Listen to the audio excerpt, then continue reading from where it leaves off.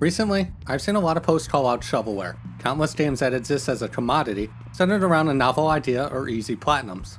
Such problems are not even limited to the game industry either, and at this point, a lot of people are sick of it.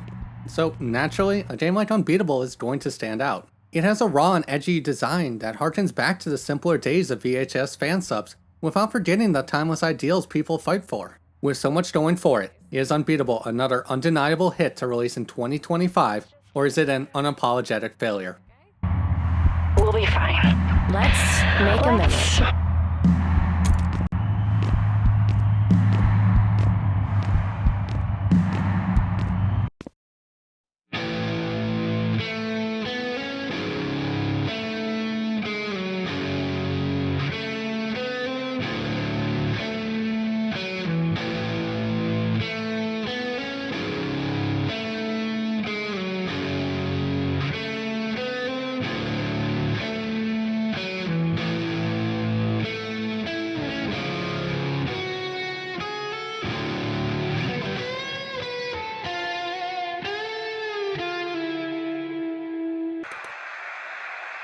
I describe Unbeatable's story as FLCL meets Life is Strange. There's a certain ethereal quality where it isn't so much what happens as what it means for the characters. It leads to a weird dichotomy. One where a lot of things don't make sense or certain details are missing, but that's okay because the narrative is about the journey. It allows players to fill in the gaps with their own thoughts, leading to a wide variety of interesting theories. Unfortunately, this also means the narrative is backloaded. I'd say the first 6 or so hours are rather rough.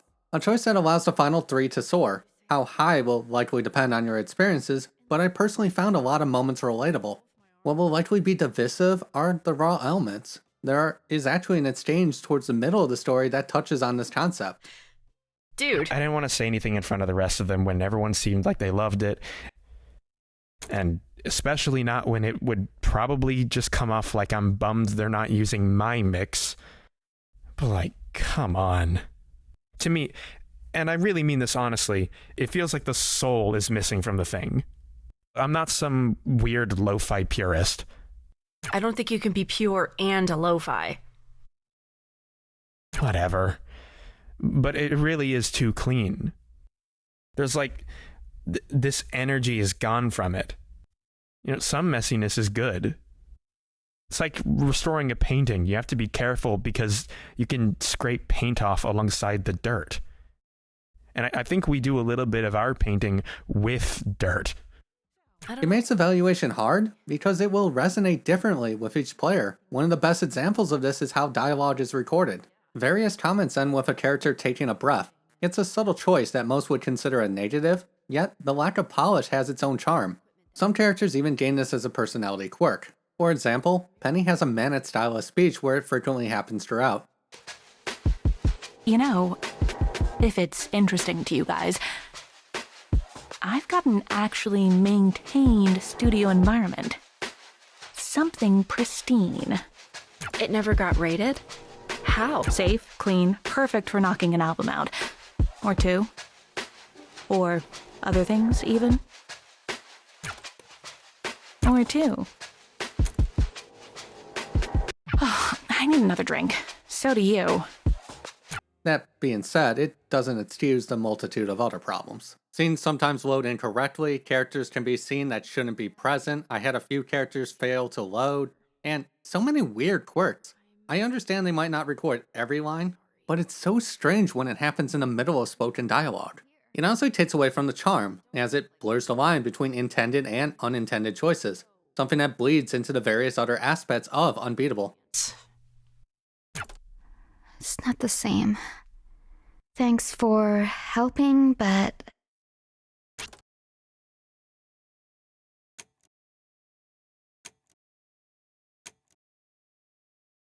Besides, people might come in late. You never know. Wow, look at that. I'd slow clap, but I don't want to risk seeming sincere. I'm actually a little surprised you tried at all. We won, guys. Despite being a rhythm game, the campaign feels more like a visual novel. It is so bad the first rhythm section is an optional interaction 20 minutes in. It wasn't even until the 47 mark I got to play the actual rhythm game.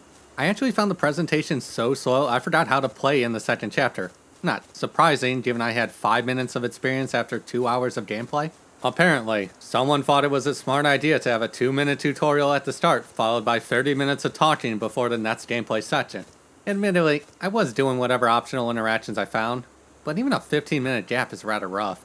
Worse still, the narrative will often progress regardless of outcome. I've heard this makes certain interactions missable, though D-Cell Games confirmed they are looking into this. According to their Steam post, they will talk about this later this month, so at least it's being addressed. An episode select function was also added in the last patch if you don't want to wait.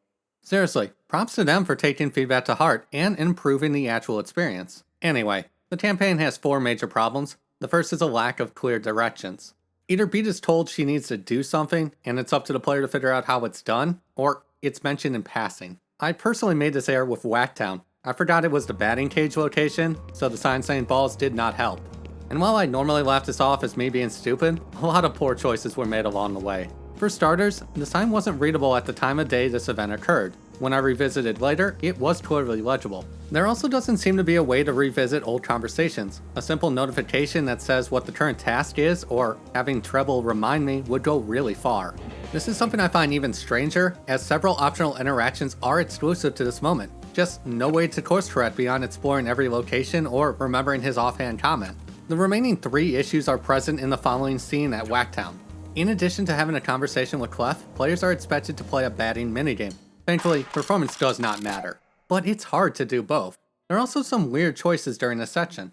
There's a brief period where the ball stops coming, she is talking, and then 30 seconds later it restarts. This happens a few times, which admittedly caused me to make more mistakes over sheer frustration. This also happens a lot. There will be a cutscene, random gameplay section, cutscene followed by another gameplay section. It is simply not something I find enjoyable, which extends to a lot of these rhythm sections. Being honest with ourselves, music is like... it's the closest thing we can get to there being proof that God exists. I know you know what I'm talking about. But Before getting into the mini-games, let's talk about controls. The tutorial shows 4 locations, and the first location is L1, so the obvious assumption would be the location's match trigger placement. However, it's left and right, even though we're talking about high and low.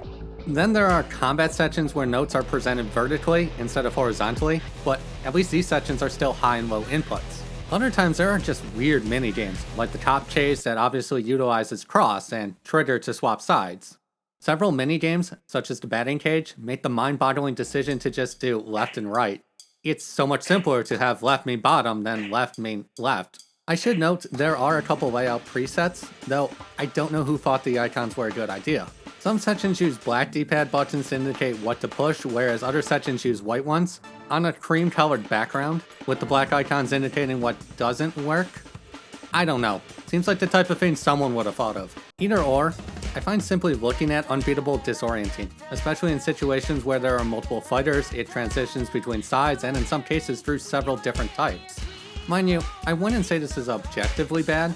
It adds some nice visual flair, and understanding the beat is ultimately the most important thing. I just don't personally care for it. I also don't like that some of the visual indicators are slightly off, or how rare some of the activities in the campaign are. Hard to be proficient when there are 2 sections spaced 3 hours apart and the only thing you'll see on the screen is the constant reminder that you're doing it wrong. That said, arcade is a lot of fun.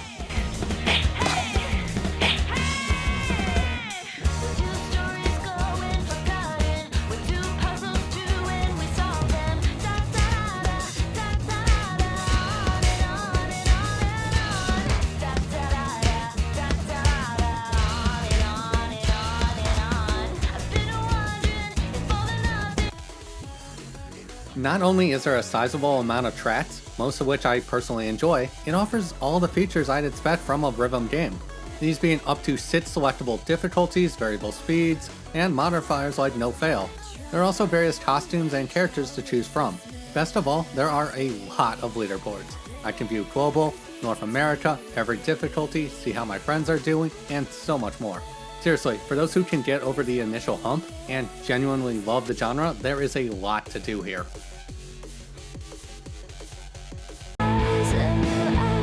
Before getting to the conclusion, I have to talk about the art direction. Unbeatable is simply oozing with charm. It is clear a lot of thought went into this experience, and it really shines throughout the campaign. Several cutscenes really capture the feeling older anime series had. I also love that Arcade has custom album art. It even credits the artist, which is amazing to see. If nothing else, it is a real treat to just watch some of the scenes. Okay, I'm over this. Listen to me already. You're acting like a little bitch.